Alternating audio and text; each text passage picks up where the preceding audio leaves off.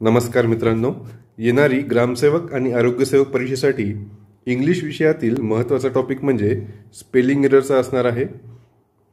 त्यामध्ये तुम्हाला 3 ते 4 प्रश्न हे नक्कीच बघायला भेटणार आहेत। तर या व्हिडिओच्या माध्यमातून आपण IBPS द्वारे विचारले जाणारे टॉप 100 स्पेलिंग एरर बघणार आहोत आणि त्यांना कसं टॅकल करायचं आहे, कसं सोडवायचं आहे त्याबद्दलची माहिती आपण आज या व्हिडिओच्या माध्यमातून बघणार आहोत। त्या अगोदर आपण पेसा क्षेत्रातील ग्रामसेवक भरतीसाठी रिव्हिजन सिरीज सुरू केली होती। त्यामध्ये आपण 6 व्हिडिओज अपलोड केले आहेत आणि यांची सेपरेट प्लेलिस्ट पण बनवलेली आहे। या व्हिडिओजच्या माध्यमातून तुम्ही इझिली 15 ते 20 प्रश्न इझिली सॉल्व्ह करू शकता। यामध्ये संपूर्ण एक्झाम ओरिएंटेड माहिती देण्याचा प्रयत्न करण्यात आला आहे। तर हे प्लेलिस्ट तुम्ही नक्कीच बघा, एक्झामच्या आधी तुमची रिव्हिजन पण त्यामध्ये होणार आहे।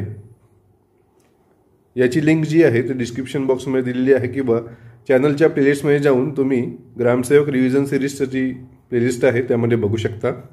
तर यामध्ये आपण टॉप 100 स्पेलिंग एरर जे आहेत ते बघणार आहोत। त्या अगोदर आपल्याला IBPS कशा प्रकारे प्रश्न देते एक्झाममध्ये ते थोडंसं बघावं लागेल।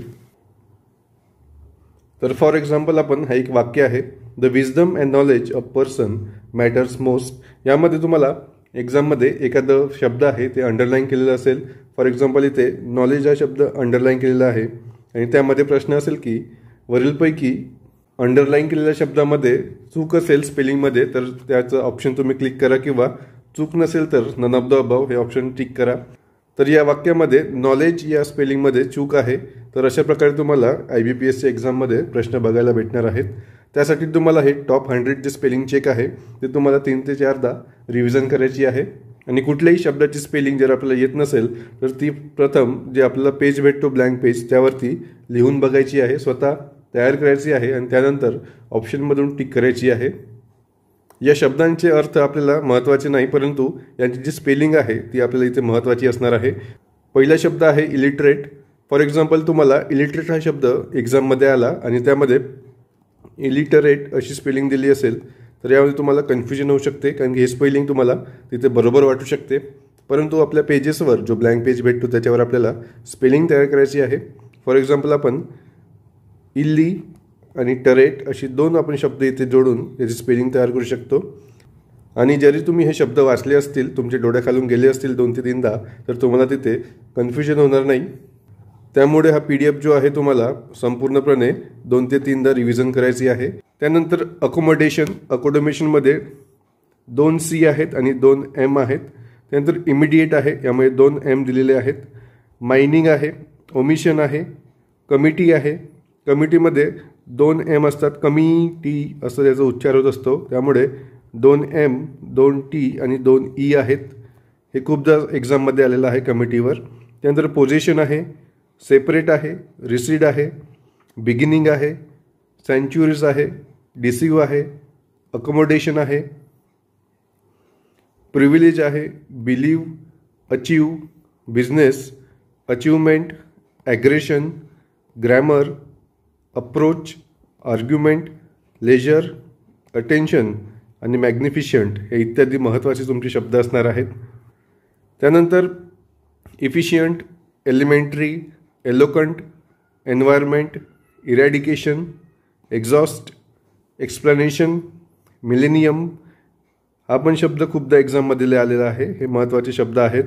त्यानंतर एक्स्ट्रॅक्ट, मिसलेनियस हा पण महत्त्वाचा शब्द आहे इथे। Eligible, receipt, acoustic, resplendent, vicious, address हा पण महत्त्वाचा शब्द आहे इथे। त्यानंतर नॉलेज आपण आत्ताच बघितलं होतं। नंतर occurrence, partner, informational, personal, informal आणि पर्सनल। यामध्ये पर्सनेल आणि पर्सनल याचा अर्थ वेगवेगळा होतो। पर्सनल म्हणजे याचा अर्थ खाजगी असा आपण पकडू शकतो इथे, आणि पर्सनल म्हणजे व्यक्तींचा समूह आपण यामध्ये पकडू शकतो। अशा प्रकारे तुम्हाला लक्षात ठेवायचं आहे। जो वाक्य तुम्हाला एक्झाममध्ये दिसेल त्या संदर्भातील तुम्ही अर्थ काढून कुठला शब्द त्यामध्ये फिट बसतो त्यानुसार तुम्हाला तो शब्द त्यामध्ये पुट करायचा आहे। त्यानंतर एन्थुझियाझम आहे, क्वेश्चन आहे, अकॉम्प्लिशमेंट आहे, कन्व्हिनियन्स आहे, ऑक्झिलरी, मुवमेंट, प्रिव्हिलेज, कॅरियर हा पण इथे महत्त्वाचा शब्द आहे। एरनस, करियर हा पण इथे महत्त्वाचा शब्द आहे।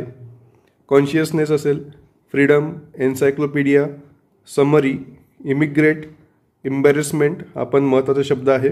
जे मी तुम्हाला महत्त्वाचे शब्द सांगतो आहे ते IBPSC एक्झाममध्ये येऊन गेलेले आहेत. त्यानंतर रायव्हलरी असेल, लिव्हरेज असेल, ग्रँडियर असेल, ऑसिलेट, सुपरस्टिशियस हा पण महत्त्वाचा शब्द आहे. Bonfire, ministry, beautician, mathematics, luxurious, musician, innocent, technician, zealous, acquaint, judicial. त्यानंतर आर्ग्युमेंट, गॅरंटी हा महत्त्वाचा शब्द आहे. इथे गॅरंटीवर खूपदा प्रश्न आलेला आहे.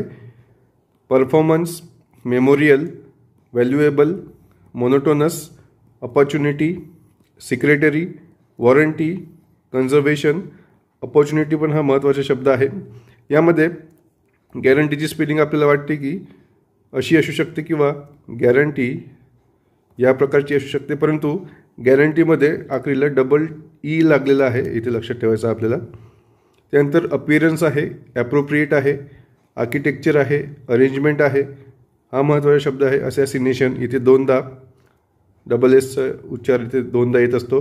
त्यानंतर अटेंडन्स आहे, ऑक्झिलरी आहे, बेलिजरंट आहे, बेनिफिशियल आहे आणि बेनिफिशियर आहे. तर इत्यादी हे जे 100 शब्द आहेत ते तुम्हाला एक्झामच्या आधी 2 ते 3दा बघून जायचे आहेत.